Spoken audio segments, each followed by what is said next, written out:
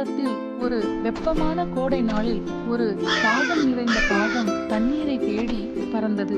நீரை தேடி நீண்ட நாட்கள் பறந்த பிறகு அது ஒரு அழகான தோட்டத்தில் ஒரு குவளையை கண்டது. மகிழ்ச்சியுடன் அது குவளையின் அருகில் இறங்கியது.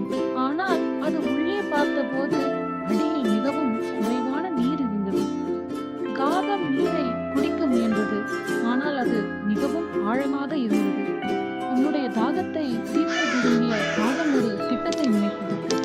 அது தோட்டத்தில் சில கற்களை பார்த்தது. ஒவ்வொரு கல்லையும் அது தனது அழகால் எடுத்து குவளையில் வீசியது. பல கற்களை வீசிய பிறகு நீர் குவளையின் உச்சிக்கு வந்தது. காகம் மகிழ்ச்சியுடன் நீரை குடித்து தன்னுடைய தாகத்தை தீர்த்தது.